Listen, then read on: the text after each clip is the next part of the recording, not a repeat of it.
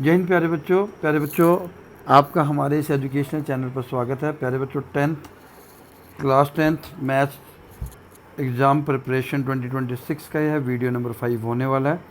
इस वीडियो के अंदर हम चैप्टर 1 to 5 के इंपॉर्टेंट क्वेश्चन डिस्कस करने वाले हैं। ठीक है, तो आइए शुरू करते हैं। Question number 28, check whether 6n can end with digit 0 for any natural number n। End with 0 मतलब ऐसे डिजिट जिनका लास्ट डिजिट क्या हो, 0 हो। ठीक है, और एक कब पूछ रहे हैं, अगर 6 में जो n की पावर है इसकी जगह मैं कोई नेचुरल नंबर वैल्यू रखूँ। नेचुरल नंबर की वैल्यू कहाँ से स्टार्ट होती है, 1 2 3 4 5 6 सो ऑन। ठीक है, तो इससे पहले मैं एक एग्जांपल लेना चाहूँगा। एग्जांपल जैसे मैंने लिया 10 का। 10 को मैं कैसे लिख सकता हूँ, प्राइम फैक्टराइजेशन में 2 और 5। ठीक है, एक और एग्जांपल ले लेते हैं 50 का। जब मैं एग्जांपल लेता हूँ तो इसके फैक्टर बनेंगे 2 इंटू 5 इंटू 5। 40 के ले लेते हैं। ठीक है, 2 2 और 2 इंटू 5। अब आप यहाँ से एक चीज़ पैटर्न फॉलो कर रहे होंगे कि सभी में 2 और 5 के फैक्टर आ रहे हैं। ठीक, तो किसी भी नंबर को 0 से एंड करने के लिए उसके दो प्राइम फैक्टर बनने ज़रूरी हैं, एक 2 और दूसरा 5। ठीक है, पर जब मैं 6 की पावर n के फैक्टर बनाता हूँ, यानी कि 2 इंटू 3 करता हूँ, तो ये बनता है 2 के पावर n और 3 की पावर n, यानी कि इसमें 2 के फैक्टर तो आ रहे हैं पर 5 एज अ फैक्टर नहीं आ रहा है। तो आप सीधा लिखोगे 6 raise to power n can not end with digit 0 because it do not contain factors of 5। That's it। और दोनों ही फैक्टर होने चाहिए इसमें, 2 रेज़ टू पावर m और 2 raise to 5 raise to power n। ठीक है, चलिए। Prove that 3 + 2√5 is irrational. तो आपको वही सबसे पहले लेट करना है। Late 3 + 2√5 is rational. प्रूफ करने के लिए क्या बोला था, इरेशनल, बट हमने क्या अज्यूम किया है, रेशनल, उसका उल्टा। तो हम इसको 3 + 2√5 को कैसे लिख सकते हैं, p/q की फॉर्म में लिख सकते हैं, जहाँ पर q क्या होगा, 0 के इक्वल नहीं होगा। p एंड q क्या होंगे, कोप्राइम होंगे। ठीक, अब आपने पहला स्टेप क्या करना है, लास्ट तक क्या करना है, सिर्फ √5 वाली टर्म को अकेला करना है। तो पहले मुझे 3 को उस साइड लेके जाना पड़ेगा, p/q -3 हो जाएगा। 3 का मतलब हम 3/1 लिख सकते हैं। ठीक है, अब मैंने क्या ले लिया, एलसीएम ले लिया, ये आ जाएगा p - 3q। ठीक, 2 को दूसरी साइड लेके जाऊंगा तो 2 यहाँ मल्टीप्लाई में था तो कहाँ चला गया, डिवाइड में। बस ये इतना ही है स्टेप। यहाँ से आगे आपने लिखना है, we know that this is written in the form of p/q, therefore it is rational number, but we know that √5 is irrational number। so our assumption जो हमने माना था कि ये तो पूरा क्या है, रेशनल है, गलत होती है। therefore 3 + 2√5 is irrational।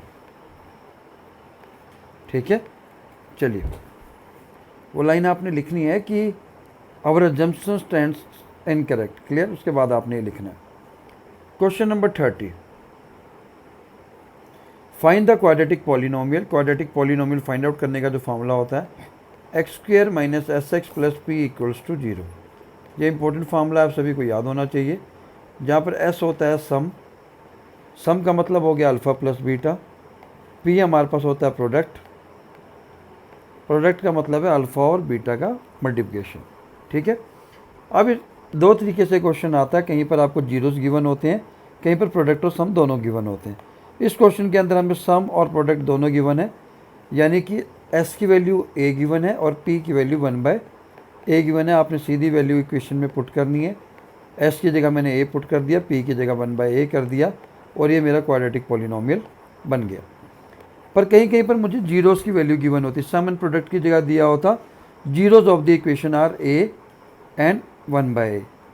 तो उस केस में मैं इसको अल्फ़ा ले लूँगा, इसको ले लूँगा बीटा। तो अल्फ़ा + बीटा निकाल लूँगा पहले, जो कि a + 1/a बनेगा, और अल्फ़ा बीटा निकाल लूँगा जो कि a मल्टीप्लाई 1/a बनेगा। ठीक है, तो ये 1 आ गया और ये इसको आप सोल्व कर लीजिए। ये s की वैल्यू आ जाएगी p की वैल्यू अगर जीरोस गिवन होते हैं, पर हमें सम और प्रोडक्ट दोनों डायरेक्टली गिवन है, हमने डायरेक्टली वैल्यू पुट करके हमारा आंसर आ गया। क्वेश्चन नंबर 4 की तरफ चलते हैं। If alpha and beta are the zeros of the quadratic polynomial. ठीक है, ये क्वेश्चन नंबर 31 है हमारा।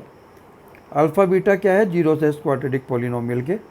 पॉलिनोमियल लिख लेते हैं x² - x - 4। x के साथ कुछ नहीं है, मतलब 1 हम अज्यूम कर लेते हैं कि 1 है।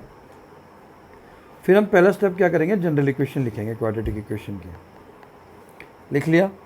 अब इस क्वाड्रेटिक इक्वेशन से x² के साथ हमारा a है, तो यहाँ पर भी x² के साथ जो वैल्यू होगी वो a की होगी। x के साथ वाली वैल्यू b की है। अब यहाँ पर प्लस है और ऊपर माइनस, तो -1 लेना है। c के साथ यहाँ फार्मूले में जनरल इक्वेशन में प्लस होता है, पर ऊपर माइनस है तो -4 लेना है। ठीक है, सबसे पहला काम आपने करना है अल्फ़ा प्लस बीटा निकालना है। अल्फ़ा प्लस बीटा क्या होता है? -b/a, यानी कि जिसको हम सम ऑफ द जीरोस कहते हैं। माइनस एक फार्मूले में है और एक b की वैल्यू में। a की वैल्यू क्या है? 1। सॉल्व किया तो 1/1 आ जाएगा, क्योंकि माइनस इंटू माइनस क्या हो जाएगा? प्लस हो जाएगा।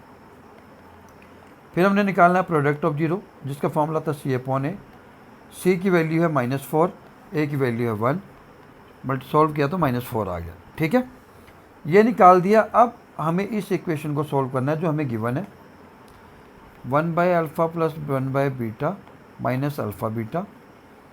पहली दो इक्वेशन का मैंने एलसीएम ले लिया, तो यहाँ नीचे अल्फ़ा बीटा आ जाएगा, ऊपर बीटा प्लस अल्फ़ा बन जाएगा। अब इन सभी की वैल्यू हमारे पास है। अल्फ़ा प्लस बीटा की वैल्यू हमने निकाल रखी है 1, अल्फ़ा बीटा की वैल्यू आ गई -4, यहाँ भी अल्फ़ा बीटा, तो ये वैल्यू हमने यहाँ पुट कर देनी है। अल्फ़ा प्लस बीटा की वैल्यू 1 थी, अल्फ़ा बीटा की वैल्यू -4 थी, माइनस अल्फ़ा बीटा की वैल्यू फिर -4 थी।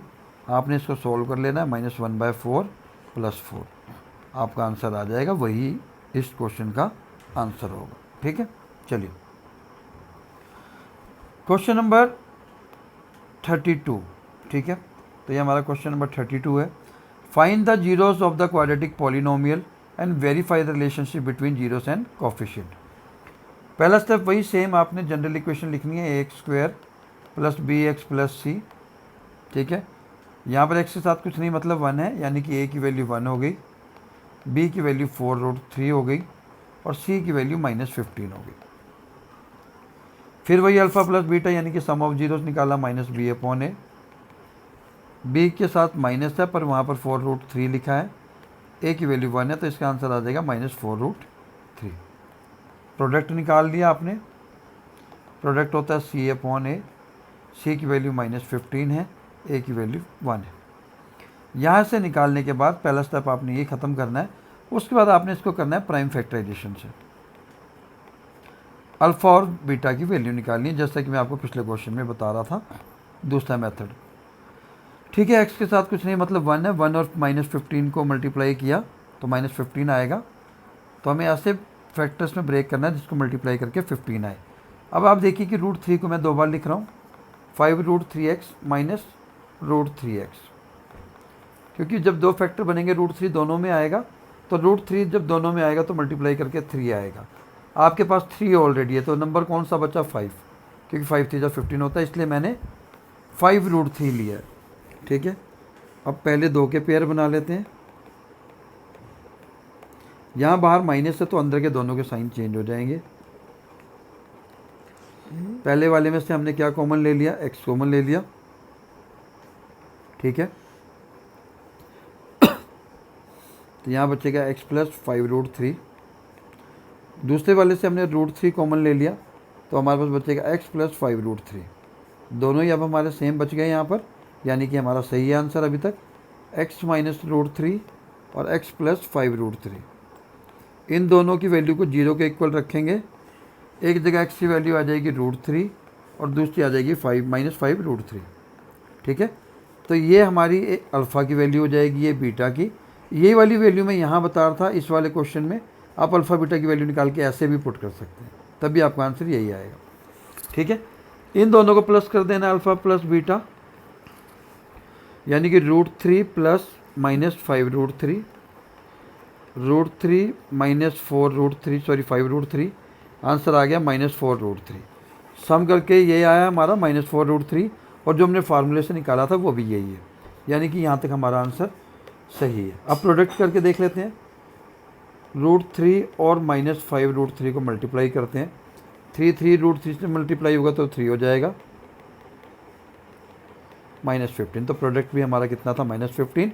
आपने लिख देना है हैंस वेरीफाइड द रिलेशन, क्योंकि हमारा जनरल फार्मूले का प्लस करके और जो हमने अल्फ़ा बीटा की वैल्यू निकाली प्लस करके वो सेम आ गई। ठीक है, यानी कि हमारा क्वेश्चन बिल्कुल सही है। मूव करते हैं क्वेश्चन नंबर 33 पर। Find the value of k so that the following system of equation has unique solution. तो यूनिक सोल्यूशन कब होता है हमारे पास, जब a1/a2 is not equal to b1/b2। ठीक है, सबसे पहले आपको a1 की वैल्यू निकालनी है। ठीक, a1 की वैल्यू x वाली होती है, x के साथ वाली 3, a2 की दूसरी इक्वेशन के x के साथ वाली 6, b1 की वैल्यू y के साथ में साइन क्या है, माइनस है तो -1, b2 की -2, c की वैल्यू -5 और k की वैल्यू c2 की वैल्यू -k। ठीक है, अब इस क्वेश्चन को थोड़ा चेंज कर देता हूँ क्योंकि यूनिक सोल्यूशन होगा तो सॉल्व नहीं होगा। मैं यहाँ कर देता हूँ हैज़ इनफाइनाइटली मैनी सोल्यूशन। मतलब क्या है, कब होता है इनफाइनाइटली मैनी सोल्यूशन, जब a1/a2 b1/b2 is equal to c1/c2। मेरे को यही फॉर्मूला लगाना है, अपॉन कर दिया।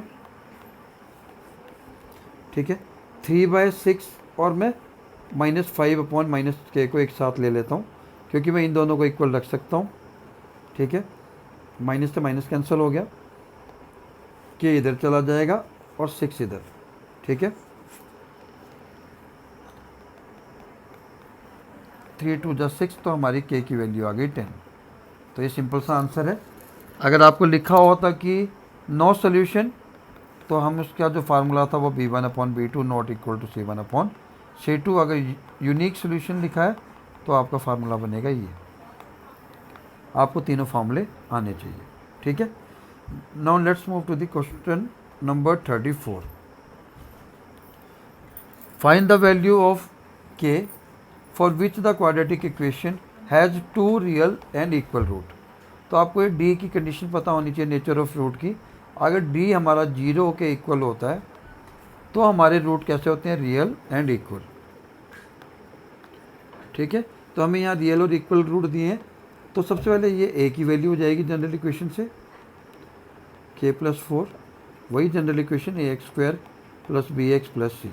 x² के साथ वाली पूरी वैल्यू a की, x के साथ वाली पूरी वैल्यू b की और ये कांस्टेंट टर्म।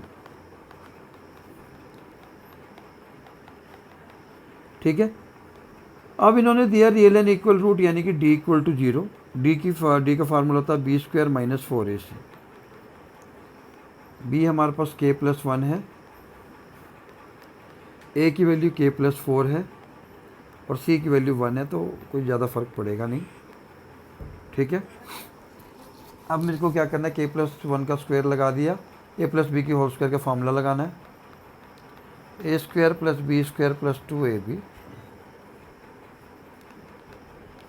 यहाँ भी ब्रैकेट में मल्टीप्लाई कर लेता हूँ मैं, 4k - 16। ठीक है, इसको सॉल्व कर लेते हैं, k² - 2k और -15। ठीक है, आपको k की वैल्यू निकालनी है तो आपको फैक्टराइजेशन से यहाँ से k की वैल्यू मिल जाएगी। आप प्लीज़ k की वैल्यू फाइंड आउट करिए और कमेंट बॉक्स में इसका आंसर ज़रूर बताएं। Now move to the question number 35। If p - 1 and p + 3 and 3p - 1 are in AP, then find the value of p।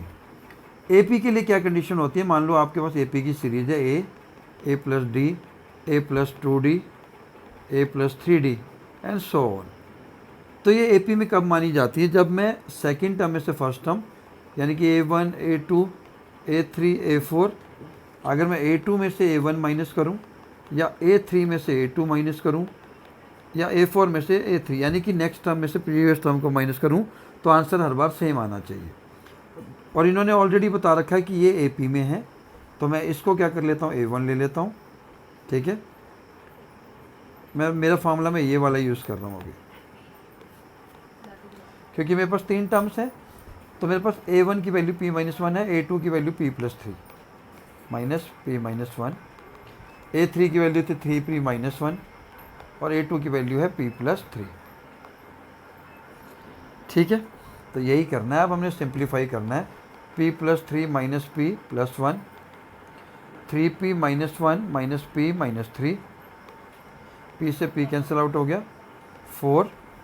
ठीक है, 3p में से 1p गया, 2 बचा, -4 आ गया। ठीक है, इस 4 को इधर लाएंगे तो 4 + 4 हो जाएगा, और यहाँ पर 8 = 2p हो जाएगा, और p का आंसर डिवाइड करने पर 8/2 क्या हो जाएगा, 4। ठीक है, तो आसान सा क्वेश्चन था। हमने ये जो 3 इक्वेशन, जो 3 टर्म्स दी थी, p-1, p+3 और 3p-1, पहली टर्म a1 होती है, ठीक है, दूसरी a2 होती है, और तीसरी a3। सिंपल फॉर्मूले में वैल्यू पुट की। अगर ये लिखा है कि ये they are in AP, simple, आसान हो गया क्वेश्चन। चलिए question number 9, this is the important question. ठीक है, अभी तक हमने जितने भी क्वेश्चन किए हैं ऑल आर वेरी इंपॉर्टेंट। तो ये भी उस एक इम्पॉर्टेंट सीरीज, क्वेश्चन की सीरीज़ का एक इम्पॉर्टेंट पार्ट है। कैसे सॉल्व करना है इसको? इफ़ pth टर्म, जब हम nth टर्म की बात करते हैं तो an लिखते हैं, जिसका फार्मूला होता है a + n-1d। ठीक है, अब इन्होंने बोला nth की जगह pth बोल दिया, तो मैं क्या करूँगा, n की जगह p कर दूंगा जहाँ जहाँ n था। ठीक है, किसके इक्वल दिया है, इस q, ये टर्म हमारी q के इक्वल है। ठीक है, अगर मैं पहले सीधा ये नहीं लिखूँ तो मैं इसको ऐसे भी लिख सकता हूँ कि जो मेरी pth टर्म है वो क्या है, q है। तो pth टर्म का फार्मूला हो जाएगा a + p-1d = q। n की जगह मैंने सब जगह क्या कर दिया, p कर दिया। ठीक है, समझ में आ गई। अगली चीज़ क्या बोली इन्होंने कि qth टर्म इज़ p। मैं इसके सामने ही कर देता हूँ, qth टर्म क्या है, p है। तो अब मैं n की जगह क्या कर दूंगा, q कर दूंगा। क्लियर हो गया। यहाँ से 2 इक्वेशन बन गई मेरे पास, एक ये बन गई इक्वेशन नंबर 1 और एक बन गई 2। सब्ट्रैक्ट करना है मुझे। ठीक है, a + q-1d = p। इन दोनों इक्वेशन को मैं क्या कर देता हूँ, सब्ट्रैक्ट कर देता हूँ। ठीक है, एलिमिनेशन मेथड, माइनस हो गया, माइनस हो गया, माइनस, ए से कैंसिल हो गया, बचा क्या, p-1d माइनस q-1d = q-p। हमारे पास ये बचा। ठीक है, अब मैं इसको सॉल्व कर लूँ, अगर d को ब्रैकेट के अंदर मल्टीप्लाई कर देता हूँ,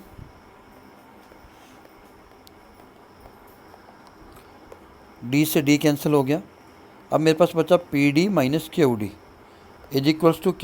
- p। यहाँ से d कॉमन आ जाएगा, p - q। अब यहाँ से ध्यान से अगर हम देखें, यहाँ p - q है, यहाँ q - p है, तो मैं इनको सेम कर सकता हूँ। कैसे? मैं यहाँ से माइनस बाहर ले लूँगा ब्रैकेट के, ये भी p - q आ गया। अब ये दोनों सेम बन गई, कैंसिल हो जाएगी, d की वैल्यू यहाँ से आ गई -1। ठीक है, तो d की वैल्यू -1 मैं ऊपर वाली किसी भी इक्वेशन में पुट कर देता हूँ। मान लीजिए इसमें कर देता हूँ,